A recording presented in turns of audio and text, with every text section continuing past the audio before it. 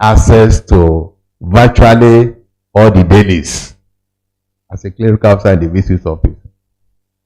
And I eventually stumbled on the advert for admission to ABU for a diploma program in librarianship.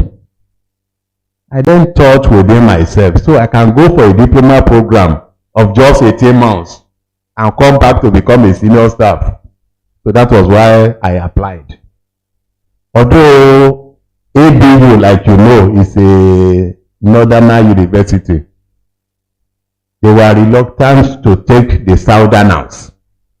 But as God will have it, I passed the exam, I passed the interview. But where in EXU then, OAU then, our chief engineer, Engineer Federo, finished from ABU in 1967.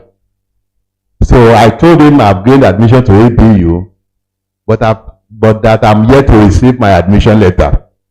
And I was now asking him whether he knew anybody there that he could connect me with. He now said he knew of one Professor Isa Mohammed, the HOD of mathematics. So he gave me a note to that man. So when I got to that man gave me a note to the head of the Department of Library and Information Studies.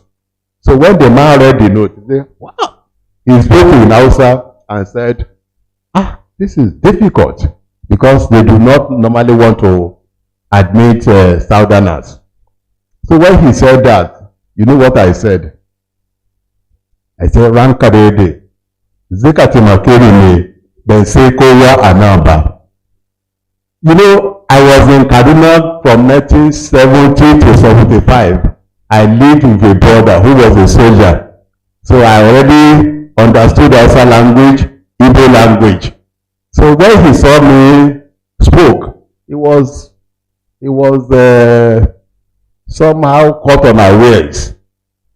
And he had no choice, he had no option than to recommend me for admission. So after the diploma program, you know, I resigned to go for the program.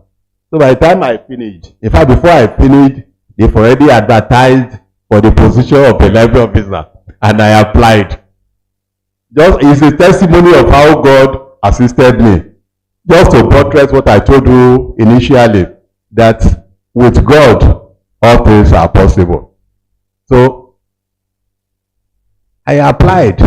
Somebody who left the VC's office for further studies, coming back for employment. You know, such a fellow will not have much challenge. More so that I didn't do badly while I was there. So they employed me again in 1987. And God saw me through the journey from 87 to date. I think 87 to date is about, is it 35 years? So it was on the job that I did my first degree. So by the time I finished my first degree, I was already about 12 years on the job. So I was qualified to apply for leave with pay, with which I did my master's degree. After the master's, ordinarily with your master's degree, you can become a university librarian, which is a principal officer position. But the trend has now changed. So many people are now competing for the job. Even professors in the faculty will compete for the job. So I now felt that I need to go for my PhD. I enrolled for my PhD in 2007. And by the grace of God, I was able to complete it. Just to let you know that age is no barrier to learning. I was about 55 years old when I finished my PhD. So what reasons have you not to struggle? The Lord will help you in Jesus' name.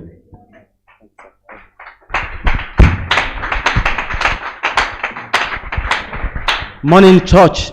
Good morning. Yes, so thank you, Dad. It's a privilege to be here seated with you and to learn from your wealth of experience and knowledge. and also to the leadership. Thank you, sirs, for this real privilege. So I won't bother to go to what they have said, but first thing I will say is, how many of you here is interested in getting a United States job? Anyone? Let me see hands up. Wow. So how many of you want to get a job in the World Bank?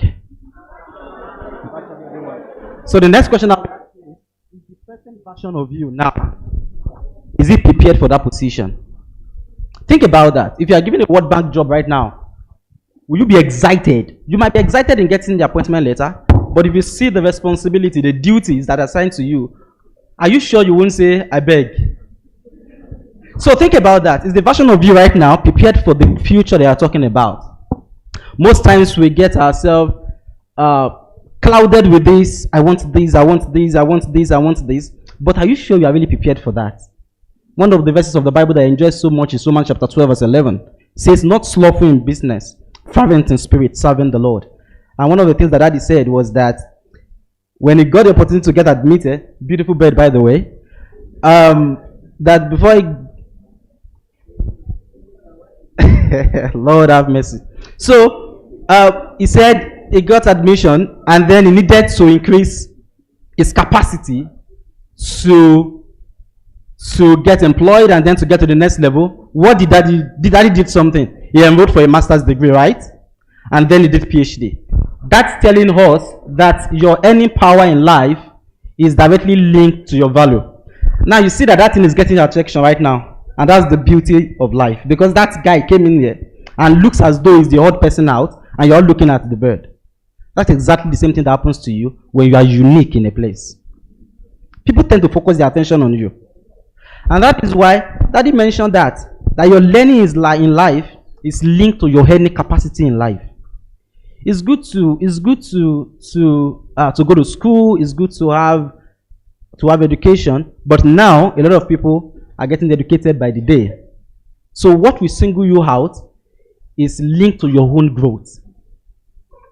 You have to grow up, not slothful in business, fervent in spirit, serving the Lord. To be employable.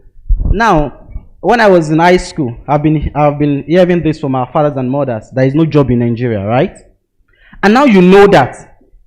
Is it not wise to prepare for something beyond what you have now, to prepare for something that you have been told? You've been told there is no job in Nigeria, and now you are committed to still waiting for that job. When you have wonderful years ahead of you to get prepared for opportunity. There is no job in Nigeria, but there are people that are still indispensable. Based on what? The value they can provide. I was reviewing somebody else a few months ago, and the person actually put there I was the coordinator of a fellowship when I was on campus. Beautiful thing to put. But nobody will employ you with that if you are not going to apply to a church.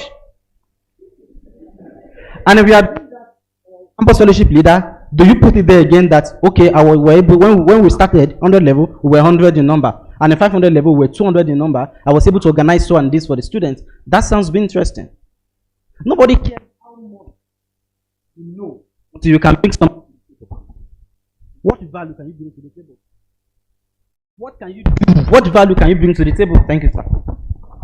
And if you don't understand that, you will keep merry-go-rounding and thinking God is not fair to you. And God is saying, I prepared this before you.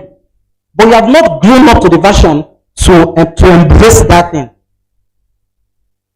And we need to understand that. Let me quickly say this. The most important qualities in the 21st century, if you can Google this, if the top 5, number 1, critical thinking. Number 2, creative thinking. Number 3, media literacy. Number 4, collaboration. Number 5, communication. All these things are there. So regardless of the kind of study, of the course you studied, are you critical in your thinking?